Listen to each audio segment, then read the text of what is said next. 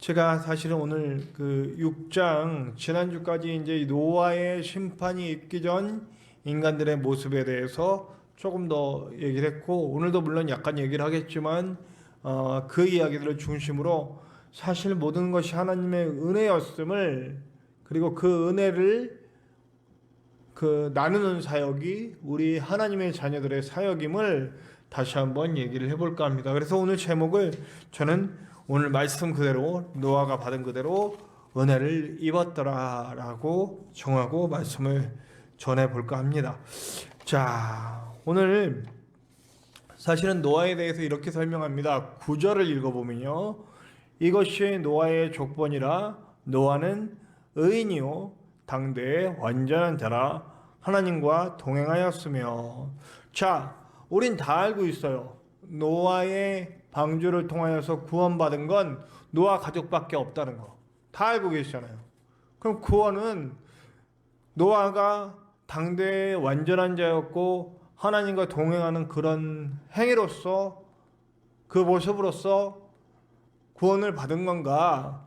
구약 성경에 흐르고 있는, 우리가 딱 볼 때 쭉 흐르고 있는 어떤 율법을 지킴으로써 하나님의 뜻대로 행함으로써 구원받는다는 그런 뉘앙스를 풍기고 있는 것들이 그게 맞는 건가? 근데 여러분, 구약 성경을 잘 보시면 알겠지만 오늘도 구약 성서에 나온 핵심적인 그 성경인 창세기예요. 거기에도 노아가 구원받은 것은 의인이었기 때문도 아니고 하나님과 동행하였기 때문이 아니라 그 전에 있었다는 걸 오늘 말씀을 통해서 알 수 있어요. 우리가 그 전에 읽은 말씀, 오늘 우리 핵심되게 읽은 말씀, 그러나 노아는 여호와께 은혜를 입었더라. 이게 전이에요. 당대의 의인이었다라는 것은 그 전이라는 거죠. 은혜를 먼저 하나님이 주신 거예요. 은혜는 내가 마음대로 할 수 있는 게 아니에요. 우리가 왜 은혜라는 말을 안 하면, 그것은 내가 받을 만한 자격이 없는데 나에게 주시는 하나님의 사랑과 하나님의 손길과 하나님의 은혜이기 때문에, 하나님의 그 마음이기 때문에 그것을 은혜다라고 표현하는 거죠. 다른 말로는 선물이라고도 표현이 됩니다. 우리에게 주신 은혜는 우리가 받을 만한 가치가 있기 때문에 주신 게 아니고 하나님이 그저 우리를 사랑하시기 때문에 주신 거라는 거죠. 자, 우리가 로마서를 쭉 주일날 강해를 하고 있어요. 나누고 있어요. 우리 뭘 알았습니까? 믿음에 대해서도 또 알았고 구원에 대해서도 알았어요. 제가 늘 얘기하지만 구원은 누구나 받을 수 있다. 제가 그래서 막소리 했잖아요. 못된 놈도 구원받을 수 있다. 살인자도, 사기꾼도, 별별 온갖 진짜 죄인도 구원받을 수 있다. 이 논리로 딱 끊으면 세상 사람들 욕을 먹는 거예요. 그러니까 너네들은 그러니까 맨날 살인자, 사기꾼 이런 것들만 있지라고 얘기합니다. 그러나 우리가 결론을 봐야 되는 거잖아요. 맞습니다. 살인자도 사기꾼도 웬간 못된 놈도 예수 이름 아래 다 구원받을 수 있는 은혜가 있습니다. 그 은혜는 모든 사람들에게 열린 은혜입니다. 그러나 정말 중요한 것은 그 모든 사람에게 열린 은혜를 입고 은혜 가운데 들어온 사람들은 절대로 더 이상 못된 삶을 살 수는 없다라고 하는 겁니다. 더 이상 못된 삶을 살 수는 없다. 이게 무슨 말일까요? 내가 예수를 믿고, 우리 지금 계속 로마서 8장을 주일날 쭉 해왔지 않습니까? 성령에 대한 이야기를 하십니다. 우리가 예수 그리스도의 구원하심을 알았어요. 나는 내 스스로를 구원할 수 없구나 라고 하는 것을 깨닫고 구원자이신 예수님의 그 사랑과 그 예수님의 행동하신 그 십자가를 알게 됐어요. 알았어요. 그리고 이제 예수님이 날 구원하실 수 있구나, 그런 것을 깨달았어요. 그리고 그 예수님의 그 구원하심에 나를 맡겨요. 십자가 아래 나를 맡깁니다. 그리고 예수님, 당신이 나의 구원자십니다 고백하고 맡깁니다. 그럼 그때부터 우리에게 누가 들어옵니까? 내 안에 성령께서 역사하셔서 우리를 더 이상 나의 욕망과 내 뜻과 내 이익을 위해 살아가던 그 모든 방향성을 바꿔주신다는 거죠. 성령께서는 지난주일날 얘기대로 강권적으로 나를 바꾸셔서 내가 하나님이 원하는 방향으로 인도함 받을 수 있게, 하나님이 원하는 방향으로 갈 수 있게 해주신다, 이 얘기를 우리가 함께 나눴단 말이에요. 그러니까 예수님 믿고 구원받는다는 말은 못돼도 구원받는다 라는 데서 끝나면 안 되는 거고, 그 못된 사람이 구원받고 성령의 인도하심을 따라갈 때에 삶이 바뀌어요. 이젠 더 이상 못된 삶을 살지 않고 하나님이 원하시는 삶, 하나님을 사랑하고 내 이웃을 사랑하는 그런 삶의 방향으로 나아가는 방향성이 바뀌는 그런 사람이 되어진다는 거죠. 어떤 분이 그런 말을 하세요. 은혜를 기억하다, 은혜를 새겨넣다, 이런 말을 쓰시더라고요. 그러니까 은혜를 받았다, 하나님의 은혜가 우리에게 왔다, 오늘 말씀대로 노아가 여호와께 은혜를 입었다 라고 하는 말은 그냥 은혜 받고 나 구원 받았어, 방주 탔어, 끝, 이게 아니라 그 은혜가 삶을 지배하는 방향으로 나아가신다는 거죠. 하나님의 은혜가 내게 임했을 때 그 하나님의 마음을 부음받고 하나님의 사랑을 부음받고 하나님의 마음을 알고 하나님의 뜻을 알게 되어 이 세상 모든 사람들에게 향한 하나님의 은혜도 알게 되고, 그래서 하나님이 원하시는 방향으로 가고 싶은 그런 마음, 나의 열망과 나의 생각과 나의 욕망이 방향성을 바꾼, 그래서 내 몸에 새겨지는 거죠. 유전자처럼. 사실은 저는 화학적인 변화라고 자주 이용하는데 유전자가 바뀌는 거예요. 우리가 원래 죄의 유전자를 갖고 태어나잖아요. 죄의 유전자는 뭡니까? 나 중심이에요. 내 가족, 내 뜻, 내 생각, 내 욕망, 내 돈, 내 명예, 내 건강, 내게 중요한 거예요. 그래서 내 방향으로 가는 거예요. 다 내 것. 예. 근데 그 방향성이 은혜가 임함으로 말미암아 유전자가 바뀌어요. 어떤 유전자로 바뀌냐? 내 모든 필요는 하나님이 채워주시니 나는 하나님의 원하는 것을 하면서 살아가길 원한다. 하나님의 원하심에 집중하고 나아갈 수 있게 만들어 주시는 거죠. 네. 그러니까 우리가 로마서가 이제 이렇게 세 부분으로 나뉘는데 두 번째 단락이 끝나는 부분이 11장이에요. 근데 11장까지 쭉 무슨 얘기를 하냐면, 그러니까 은혜에 대한 얘기를 해요. 그 믿음으로 구원받는 얘기를 해요. 그럼 받음에 대한 설명이 11장에서 딱 끝나요. 12장서부터 뭐가 나오느냐? 삶의 얘기가 나와요. 너희 몸을 거룩한 산제사로 하나님께 드려라. 그리고선 10장서부터는 그럼 구원받은 사람들이 어떻게 변화하고 어떤 삶을 살아가는가에 대해서 얘기를 한다는 거죠. 자연스럽게. 그러면서 지금 현재의 우리의 모습, 예배의 목숨 걸어야 됩니다. 그 예배의 목숨 거는데 어떤 분이 너무나 좋은 글을 올렸어요. 여러분들도 아시는 분들이 있을 거예요. 그 천안의 어떤 모교회 교회 성전에 붙어 있는 얘기인데, 누군가 칼을 들고 너 예배 드리면 죽여, 그리고 칼을 들이민다면 우리는 목숨을 걸고 예배를 해야 됩니다. 왜냐하면 내 목숨 그까이 거 중요하지 않기 때문에.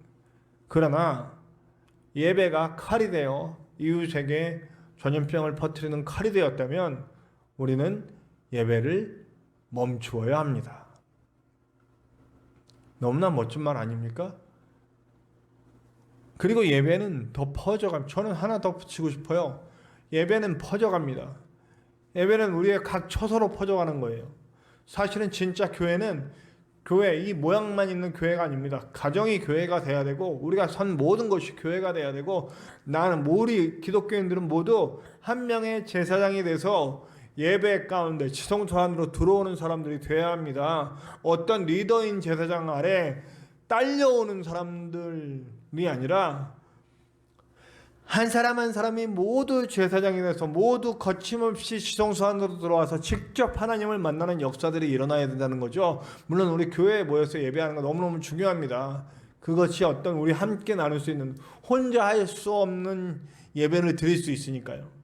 그러나 지금 이런 상황에서는 모이는 것보다는 우리가 각자의 처소를 하나님의 성전으로 만들어가는 귀한 기회가 될 수 있고 하나님의 영광을 모든 곳에서 드러낼 수 있는 너무나 좋은 기회를 얻은 것이지 않나 저는 그런 생각을 합니다.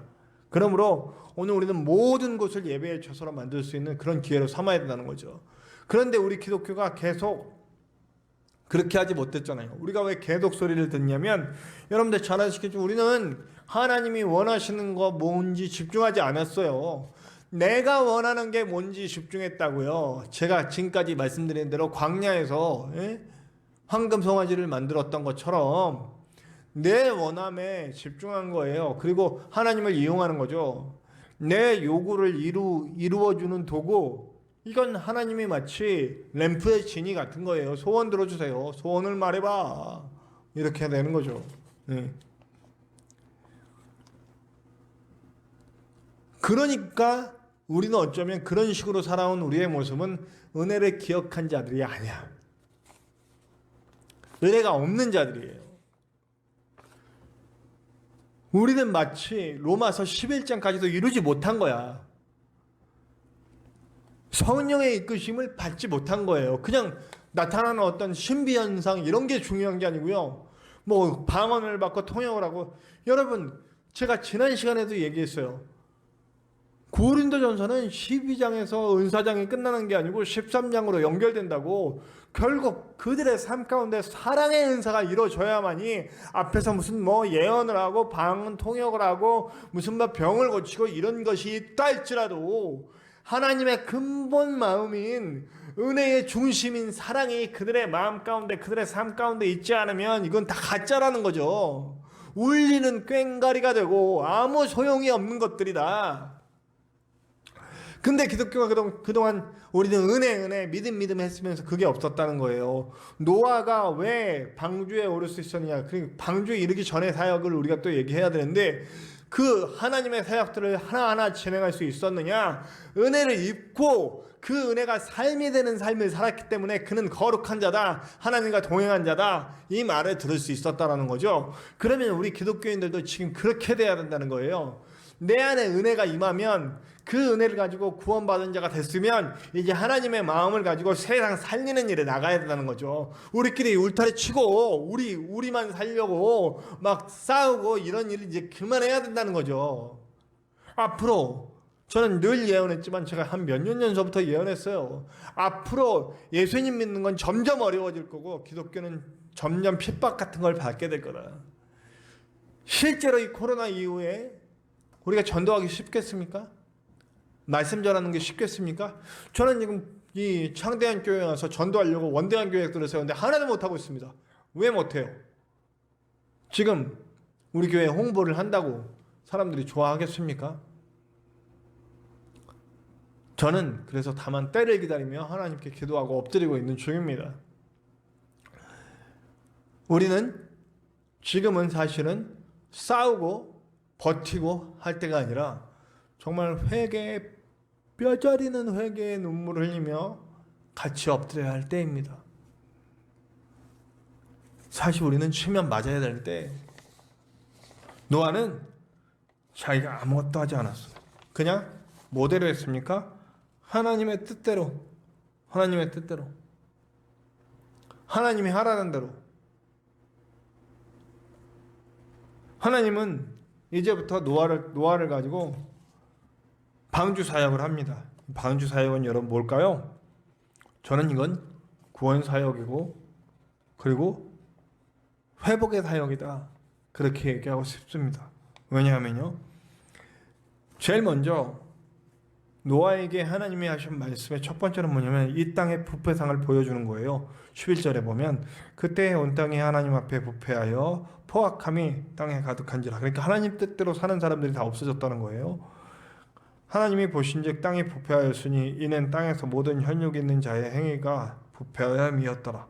하나님께서 노아에게 이르시되 모든 혈육 있는 자의 포악함이 땅에 가득함으로 그 끝날이 내 앞에 이르렀으니 내가 그들을 땅과 함께 멸하리라. 네. 상태를 알려주는 거예요, 노아에게. 그리고 앞으로 하나님이 하실 일을 말씀하시는 거죠. 자, 근데 저는 또 여기서 또 한 가지 의문을 품어요. 뭘까요? 하나님이 멸망하시겠다. 다 실제로 싹 없애버리셨잖아요. 그럼 그들에게는 전혀 기회가 없었던 걸까? 그럼 십자가의 은혜를 생각해봐요. 십자가는 강제적이지 않아요. 절대 강제적이지 않아요. 그래서 저는 제가 또 이제 여담으로 들어가지만 십자군 전쟁을 그렇게 싫어하는 이유가 있어요. 강압적으로 했거든요. 억지로. 사실 로마가 예수 그리스도의 거룩한 복음 앞에 무릎을 꿇었지만 이제 무릎 꿇고 힘을 얻은 다음에 잘못한 것들이 있어요. 그냥 뭐예요? 우리 그 이슬람교가 저는 진리가 아니라고 믿는 것 중에 하나가 자발적으로 복음을 전하지 않아요. 한쪽엔 고란, 한쪽엔 칼. 죽을래, 믿을래. 네. 우리 기독교도 그거 했거든요. 우리 로만 카톨릭이 힘을 얻은 다음에 아니라 죽을래, 믿을래. 하나님은 절대로 죽을래, 믿을래 하지 않습니다. 예수 그리스도의 십자가는 모든 일에게 열려주고 그냥 지성소의 휘막을 갈라주세요. 그걸로 끝나는 거예요. 그 다음에 뭐예요? 지성소 안으로 들어오는 건 누구나 아무에게든지 열려 있어요. 그러나 들어오고 말고는 열어주시는 거죠. 자, 이 노아가 이 방주를 만드는 과정이 꽤 오랜 시간 걸립니다. 심지어는 방주를 다 만들고 난 다음에도 7일의 시간이나 있었어요. 다 그 안으로 들어간 후에 7일 후에 비가 내리기 시작했어요. 그럼 그 사이에 노아가 그렇게 하는 동안 주변에 많은 사람들이 몰랐겠습니까? 다 왜 저러나? 노아는 가만히 있었겠습니까? 전했을 거예요. 그 이야기를 전했을 겁니다. 자, 보면 베드로전서 3장에 확실하게 보여집니다. 베드로전서 3장 20절을 보면 그들은 전에 노아의 날 방주를 준비할 동안 하나님이 오래 참고 기다리실 때에 복종하지 아니하던 자들이라. 방주에서 물로 말미암아 구원 얻은 자가 몇 명뿐이니 겨우 8명이라. 베드로가 분명하게 얘기해주고 있지 않습니까? 방주하는 동안 하나님이 참으시고 계속 기다리셨다. 단 한 명이라도 더 방주로 들어오기를. 지금도 마찬가지죠. 단 한 명이라도 예수 그리스도가 열어놓으신 이 지성소 안으로 다 들어오기를, 하나님을 만나기를, 하나님의 구원을 받기를. 네. 그래서 자발적으로 전하죠. 우리는 착각하는 게 하나가 있어요. 전도는 내가 하는 거다. 전도는 하나님이 하세요. 나는 뭐예요? 전도하시는 하나님의 도구가 되는 거예요. 그 사람이 받아들이고 안 받아들이고는 내가 어쩔 수 없는 문제예요. 그러나 나는 복음을 전할 사명이 있기 때문에 그 복음을 전하는 거죠. 각자의 때에 맞는 방식으로. 지금 가서 예수천당 불신지옥 하면 안 되겠죠. 옛날에는 예수천당 불신지옥 하면 예수님 믿는 사람들이 있었기 때문에 길거리에 나가서 예수천당 불신지옥을 외쳤어요. 근데 지금은 아니죠. 저는 지금의 방식은 우리 기독교인들이 철저하게 회개하고 낮아지는 모습, 그리고 다시 옛날의 품위를 되찾는, 사기꾼 이미지, 거짓말쟁이 이미지, 이기적인 이미지 다 벗어버리는 일들을 지금 해야 되는 거예요. 그것이 바로 전도의 핵심이라고 봅니다. 그래서 진짜 사랑하고 섬기고 아껴주고 끌어안고 채워주고 하는 일들을 해야 돼요. 오늘 이 사역이에요. 구원 사역이자 회복 사역. 사실은 인간들이 다 떠나가는 그런 일들이 지금보다는 훨씬 더 인구는 적었겠죠. 어쨌든 그런 땅을 회복시키는 일을 하시는 거, 다시 시작하시는 거죠. 근데 이 일들이 노아 때만 있었던 게 아니고 여러분 역사상 계속 있었어요. 지금이 그 한 텀이라고 저는 보는 겁니다. 어떤 텀이에요? 갈아엎으시는 텀이에요. 지금까지 우리가 성공주의, 물질주의, 그리고 이기적이고 사기꾼, 거짓말쟁이 이미지를 가득 쌓은 이 기독교의 이 거짓되고 더러운 세상 사람들이 헛본 건 아니에요. 실제로 그런 일들이 너무나 많았으니까요. 제가 한 가지 예만 들면, 제가 이런 얘기 가끔 하는데, 옛날에 그 방산비리 저질렀던 어떤 장로님이 있었는데, 그 방산비리 정말 아주 일로 말할 수 없는 큰 범죄였어요. 막 몇천억씩 해먹은 그런 범죄, 그 범죄 사무실을 그 비리로 얻은 돈으로 교회를 짓고 그 교회 안에 사무실이 있었다니까요. 범죄의 핵심이 교회 안에 있었다고요. 이런 일들 너무나 많이 했잖아요. 저도 사실 살아오면서 제가 간증했지만 사문서 위주도 하려고 그랬고 교회 세운다는 이름 아래 그런 편법과 불법과 사기적인 일들, 범죄하는 일들을 저도 모르게 하려고 했었다고 그랬잖아요. 그게 뭐예요? 우리 안에 우리도 모르는 그 근성들 썩어 빠진 것들이 우리 기독교인들 안에 다 있다는 거예요. 마치 노아의 홍수 때에 땅을 갈아엎으시고 땅을 치유하고 회복하고 다시 창조의 세계를 여는 것처럼 이 창조의 세계가 다시 열리는 것은 제가 다음 시간이나 다다음 시간에 또 하도록 하겠지만 창세기가 열리는 것과 노아에서부터 다시 시작하는 게 어쩐 재창조처럼 이렇게 되는 거죠. 그런 일들을 수없이 했어요. 종교개혁도 그렇고요. 네. 땅을 갈아엎으심으로써 다시 새롭게 질서를 찾고 그리고 하나님이 바라는 그런 하나님의 나라, 하나님의 땅으로 만드시려는 그런 계획들이 있으시다는 거죠. 뭐 여러 가지 방법으로 함께 하시겠지만 오늘 그런 사역들을 하고 계신다는 거예요. 근데 은혜에 사로잡힌 노아가 거기에 쓰여가고 있는 겁니다. 노아에게 뭐라 그랬어요? 노아가 정말 하는데 얼마나 어려웠겠어요. 사람들의 손가락질 받고 거기서 그 산에다 배를 짓는다는 게, 네. 아니, 배는 바다 가까운, 물 가까운 곳에서 지어야 되거든요. 근데 산 꼭대기에 가서 배를 짓고 있다는 거, 네. 말이 안 되잖아요. 근데 그 일을 하면 사람들이 얼마나 손가락질하고 그 손가락질할 때마다 노아는 마음이 아팠지만 그들에게 하나님의 메시지를 전했을 거예요. 실제로 문이 닫혔을 때는 다 달려왔지 않겠습니까? 나 좀 태워달라고. 아무도 탈 수가 없는 상황이 되어버렸죠. 결국 모든 것을 쓸어버리고 다시 회복되고 치유되는 세상이 열리는 것을 볼 수 있고 그런 이후에도 인간은 또 죄짓고 타락해 가는 일들을 하게 되는 거죠. 자, 저는 여기서 노아가 이런 일을 할 수 있었던 구원 사역, 인류를 구원하는 살리는 사역, 그리고 새롭게 하는 사역, 질서 회복하고 치유하는 사역, 이 사역들을 이 어려운 일들을 담당할 수 있었던 이유를 저는 9절에서 찾을 수 있을 것 같습니다. 9절에 하나님과 동행하였으며 은혜를 입은 사람이 하나님 손 붙잡고 가면 이런 일들이 일어난다는 거죠. 하나님 명령 따라서 살리는 일. 사실 인간들은 많이 못 살렸지만 이 지구가 다시 회복돼서 죄악이 끊어지고 하나님의 뜻대로 다시 살아왔은 모든 동물들 살렸잖아요. 인간들은 다 살아날 수 있고 어쩌면 인간들에게 더 많은 기회가 있었죠.